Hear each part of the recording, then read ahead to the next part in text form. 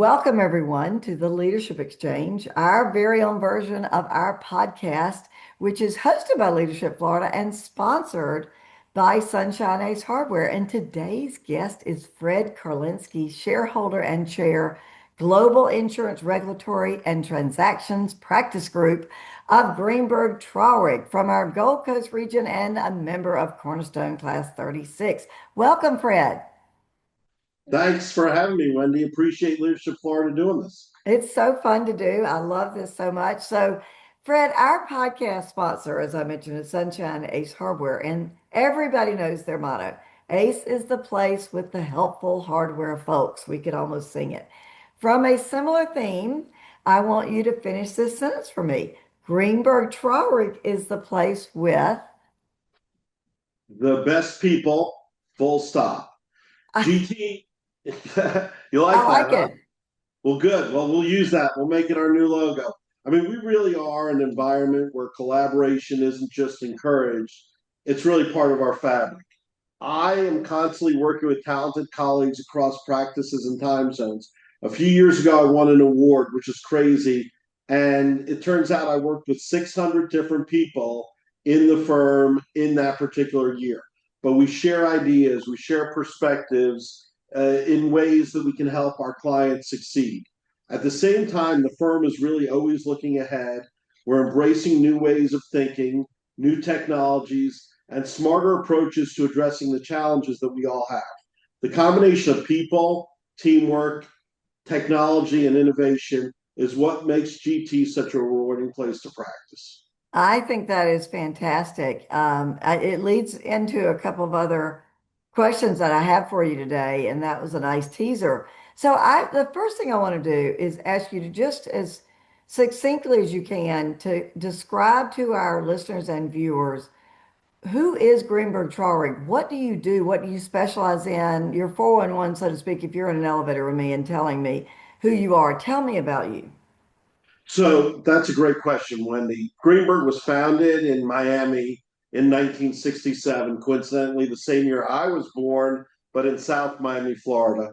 We're a global law firm with nearly 3,200 lawyers in 51 locations worldwide, including 400 attorneys in 6 offices in the state of Florida.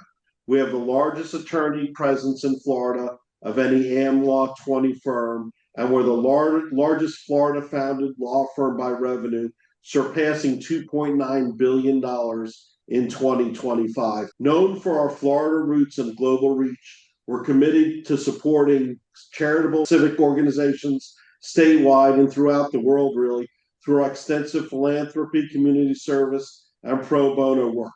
I joined GT as a shareholder in 2014, and I've chaired the Global Insurance Regulatory and Transactions Practice Group ever since. Fun fact, when I joined the firm, we had roughly about 1,800 lawyers. Now, as I mentioned, we have 3,200. There's nothing that's going to stop us. Wow, that's incredible. I had no idea the depth of your talent there. If you'd tried me to guess, I'd have said hundreds. I wouldn't have said that many. So, all right. So let's talk about what is hot and trending. Like you are doing so many things. I mean, not only in your insurance regulatory transactions practice, but just Greenberg Traurig as a whole.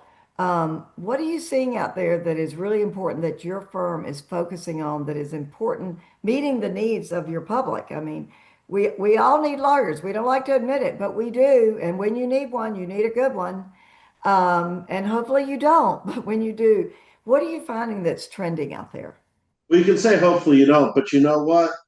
I understand most people's perception is, hey, litigation or something bad. But look, we do a lot of M&A. We start up a lot of businesses, and so those are all good things. But in terms of trends, one of the most significant things that we're seeing right now in our practice, in particular in the insurance side and in the financial service side, is how AI is influencing both the legal profession as well as the insurance industry.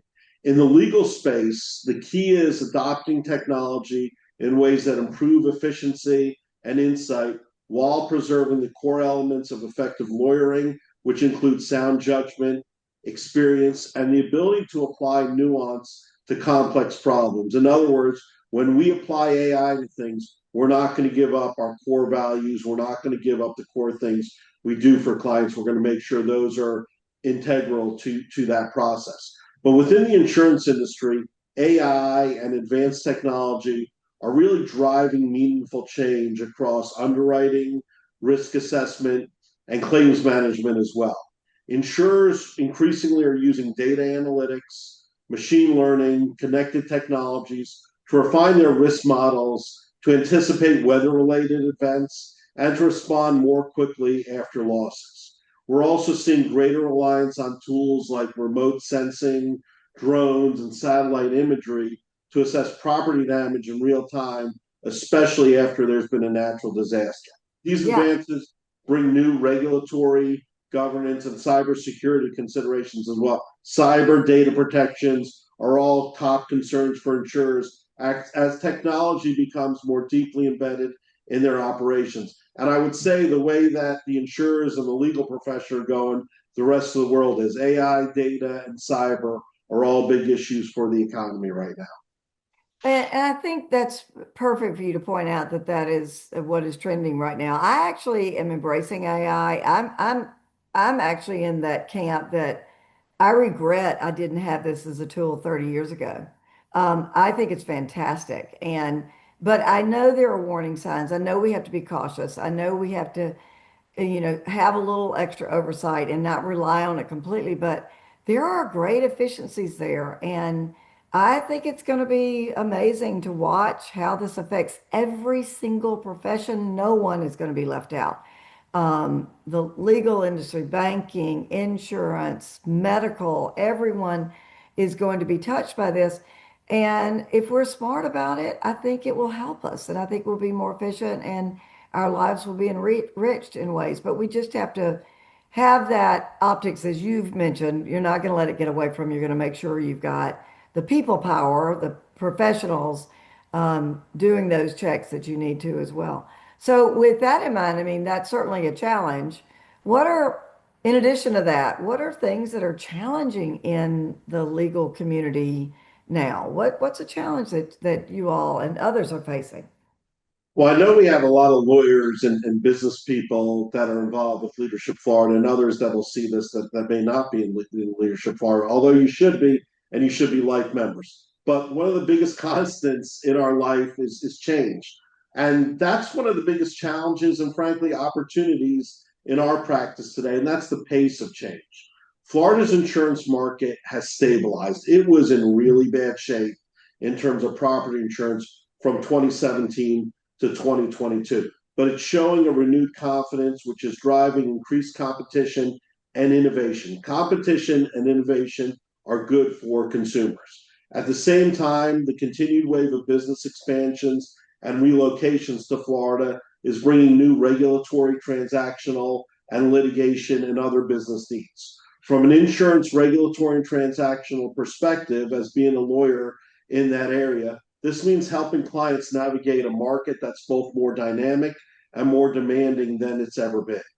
Another significant challenge is staying ahead of rapid technological change across the insurance industry. We talked about how AI is shaping most industries, including the insurance industry. These developments create real opportunities for efficiency and innovation, but they also raise significant complex regulatory, governance, and risk management questions that require thoughtful legal guidance. Personally, I address these challenges by staying deeply connected and accessible to my clients. Availability is a core professional commitment for me. I've never had an out of the office note on my email, even though, as you know better than anyone, Wendy, I'm always on a plane, I'm always somewhere else, I'm always in between things. But my clients, notwithstanding that, and even you, when I was the general counsel for Leadership Florida, know I'm always reachable, even with constant domestic and international travel. At the same time, I'm trying to focus on working smarter, staying more adaptable, and continuing to learn. That means understanding not just where the regulations are today, but also where things are headed from legislation to regulation to public policy in general, so that I can help clients anticipate change rather than simply reacting to that change. Well, I think that's a great mantra to have. And I'm also one of those didn't put an out of office out when I'm out. And I don't know if that's good or bad for either one of us, Fred, but it's that sort of you want to be available for your customer base. And it always kind of felt weird to me to like say I'm not available. So I was not very good at doing that either. So you mentioned a little bit of this, but my last question for you is, what is Greenberg Traurig like as an employer? How do you like working for this amazing large organization entity that you have become so fond of? Why is that? Well, thanks for the question, Wendy. I mean, I'll go back to the people. We've got the best people. But what I love the most about the firm, Greenberg Traurig, is the combination of our global reach and our deep commitment to community service. If you think about our extensive platform, we have 51 offices across the US, Latin America, Europe, the Middle East, and Asia. And that allows me to serve clients seamlessly wherever and wherever they need counsel. Equally meaningful to me is the community involvement, which is really a core value at Greenberg Traurig. The firm not only supports, but really encourages civic engagement, which has allowed me to remain deeply involved in public service alongside my practice. As you know, I currently serve as audit chair on the executive committee of Leadership Florida. I'm the president currently of the Florida Historical Society for the Supreme Court. I'm a longtime appointee to the Florida Supreme Court Judicial Nominating Commission, which I chaired from 2022 to 25. And I'm also a proud board member of the Holocaust Documentation and Education Center in Hollywood, Florida, where I've helped secure nearly $7 million in state funding over the past decade to advance education and preservation efforts of a very important issue that we never want to make sure we forget. In addition, I've had the privilege for 18 years now of serving as an adjunct professor at the Florida State University College of Law, where I also chair the Board of Visitors. These roles reflect the fact that the firm believes that professional success and public service really go hand in hand. It really speaks so well of the firm to support you and all that because I know there's only so many hours in the day and your time is divided between work, civic engagement, and your family. And I know you do well on all cylinders. And we can actually reveal now that congratulations to you on being recently voted on by our membership to be our new chair-elect. So you're going to add that to your tool chest there, and we're really welcoming you as our board chair-elect coming up. You'll follow Andre Wallace, and next year about the same time, you will be welcome and leading the way, and it's going to be so much fun. And this year, actually, as chair-elect, which starts right now, is a busy time for the chair-elect because we engage you as well the entire year, and then again when you're board chair. So congratulations and thank you for saying yes when you were asked if you would be like to be considered to be the board chair elect. This has been a wonderful conversation with Fred Karlinsky. Thank you so much for joining us on the Leadership Exchange, hosted by Leadership Florida and sponsored by Sunshine Ace Hardware. Thanks, everyone, and thank you, Fred. Thank you, Wendy. That was such a great conversation with Fred Karlinsky, the shareholder and chair of the Global Insurance Regulatory and Transactions Practice Group of Greenberg Traurig. He is a Cornerstone Class 36 member. He shared some interesting things. They were founded in Miami in 1967. They have nearly 3,200 lawyers and 51 locations. Wow. When he talked about challenges, he said the pace of change is happening. It's happening fast. And they love helping clients navigate the marketing that is growing and dynamic, and they take that challenge on as a great thing to help their clients with, which I think is great.